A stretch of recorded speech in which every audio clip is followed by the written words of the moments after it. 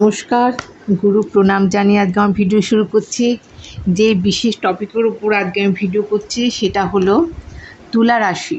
তুলা রাশির জুন মাসটি কেমন যাবে, কতটা সাফল্য ব্যর্থতা তুলা রাশির জন্য অপেক্ষা করছে এবং কি কি পর্যায়ে সমস্যা তুলা রাশির জন্য আসতে পারে সেই সম্বন্ধে আপনাদের সাথে আলোচনা করব। একটু প্ল্যানেটের পজিশন সম্বন্ধে জানিয়ে রাখি। 1 জুন মঙ্গল আপনাদের দ্বিতীয় পতি এবং সপ্তম পতি সপ্তমে প্রবেশ করছে, অর্থাৎ মঙ্গল তার নিজের রাশি মেষ রাশিতে প্রবেশ করছে। 12 জুন শুক্র মিথুন রাশিতে আপনাদের নবমে প্রবেশ করছে।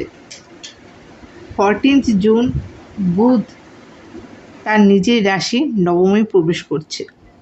15 জুন রবি একাদশে প্রবেশ করছে। 29 জুন বুধ কর্কট রাশিতে প্রবেশ করছে এবং একদম মাসের শেষ দিনটি 13 জুন শনি তার নিজের ঘর কুম্ভ রাশিতে বক্রী হচ্ছে। এই হচ্ছে প্ল্যানেটের পজিশন, গ্রহদের অবস্থান। আপনাদের দ্বিতীয় পতি সপ্তম পতি সপ্তমেই থাকার জন্য সবার আগে যে কথাটা বলবো, আপনাদের বিবাহিত জীবনে একটা সুন্দর সম্পর্কের সূচনা হতে চলেছে। ফ্যামিলিতে কোনো বাদ বিতণ্ডা আসতে পারে বা হতে পারে, সেখান থেকে কিন্তু একটু অ্যালার্ট থাকবেন, তবে সেখান থেকে নেগেটিভ কিছু হবে না। হয়তো অল্প বিস্তর কথা কাটাকাটি আসতে পারে। অর্থের পজিশন ভালো থাকছে এই জুন মাসে। পুরো জুন মাস কিন্তু আপনাদের অর্থের পজিশন ভালো থাকবে।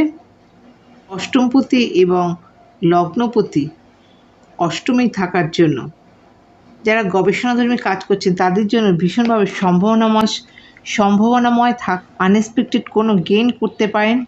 আপনাদের অষ্টমে বৃহস্পতি এবং শুক্রর মতো শুভ প্ল্যানেট, এবং শুক্র বৃষ রাশিপতি হচ্ছে শুক্র কিন্তু তার নিজের রাশিতেই অবস্থান করছে। ভীষণ পজিটিভ থাকছে এই যোগ। কোনো জায়গায় নেতৃত্ব দেওয়ার ক্ষমতা আপনাদের থাকবে, আকাঙ্ক্ষা থাকলে সেটা পূর্ণ হবে। তার কারণ রবি আপনাদের একাদশপতি 15 জুন নবমে আসছে। ভাগ্যের পূর্ণ সহায়তা পাবেন এবং মানসিক দিক থেকে আপনারা কিন্তু অনেকটাই স্ট্রং বা আত্মপ্রত্যয় যুক্ত হবেন। 29 বুধ কর্কট রাশিতে প্রবেশ করছে, আপনাদের দশমে প্রবেশ করছে। কর্মের জায়গা অবশ্যই ভালো থাকবে। তার আগে নবমে থাকছে, তার আগে মানে পুরো মাসব্যাপী কিন্তু বুধ থাকছে। জুন বুধ থাকছে নবমে, সুতরাং কর্মের জায়গা বিশেষভাবে সাফল্য আসছে এবং বিদেশে যাওয়ার কিন্তু একটা কানেকশন দেখতে পাওয়া যাচ্ছে। যারা চিত্রা নক্ষত্রে জাতক জাতিকারা তাদের জন্য অসম্ভব ভালো একটা সময় আসতে চলেছে। যারা পলিটিক্স নিয়ে কাজ করছেন বা যারা পলিটিশিয়ান তাদের জন্য একটা স্ট্রং মনোভাব গঠন হবে। এই লাইনে যারা আছেন, পলিটিক্সের লাইনে আছেন, তাদের কথাবার্তার মধ্যে বা একটা মনের মধ্যে একটা সাহসিকতার উদ্রেক হবে। যোগাযোগ ব্যবস্থা বৃদ্ধি পাবে। যারা বিজনেস করছেন, ব্যবসায়ী, তাদের জন্য বিশেষভাবে শুভ হতে চলেছে এবং আপনার সেভিংসের জায়গা ভীষণভাবে পজিটিভ দেখতে পাওয়া যাচ্ছে। আর সাথে রাহু নক্ষত্র, রাহু আপনাদের ষষ্ঠে রয়েছে। আপনাদের শত্রু পরাজিত হবে এবং কম্পিটিশন লেভেলে যারা রয়েছেন তারা পজিটিভলি একটা ভালো জায়গা থাকবেন এবং প্রতিযোগিতার একটা ফিল্ড তৈরি হবে এবং সেখান থেকে আপনারা কীভাবে নিজেদেরকে প্রতিষ্ঠিত বা ভালো রেজাল্ট নিয়ে বেরিয়ে আসতে পারবেন সেটা কিন্তু এই ট্রানজিটে হবে, জুন মাসে পাবেন। এবং জবের ক্ষেত্র কিন্তু বিশেষভাবে হাইলাইট করছে এই জুন মাসে সাথী নক্ষত্রের জাতক জাতিকাদের। মামা বাড়ির থেকে একটা আনএক্সপেক্টেড গেইন করতে পারেন আপনারা। বৃহস্পতির পঞ্চম দৃষ্টি আপনাদের দ্বাদশে থাকার জন্য বিদেশে যাওয়ার জন্য যেমন শুভ হবে, তেমনই কিন্তু যারা রিসার্চ করছেন গবেষণাধর্মী কাজের জন্য শুভ থাকবে। এবং সপ্তম দৃষ্টি থাকছে আপনাদের দ্বিতীয়, অর্থের জায়গা যেমন শুভ থাকবে, বাড়িতে কোনো অতিথি আগমন বা কোনো নতুন সদস্যের আগমন হতে পারে।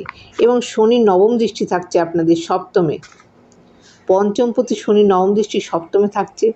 সন্তানের ক্ষেত্র ভালো থাকছে, প্রেম ভালোবাসার ক্ষেত্রেও কিন্তু আপনাদের জন্য ভালো থাকছে। আসছে বিশাখা নক্ষত্র। বিশাখা বৃহস্পতির নক্ষত্র।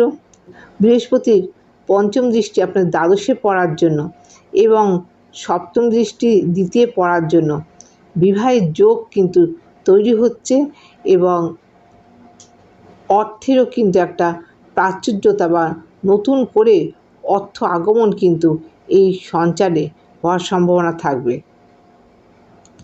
কথার বাণী আপনাদের একটা মসৃণ, কথার বাণী মসৃণ হবে এবং কথার চাতুর্যে কিন্তু অনেক বড় ধরনের কাজ আপনারা হাসিল করতে পারবেন।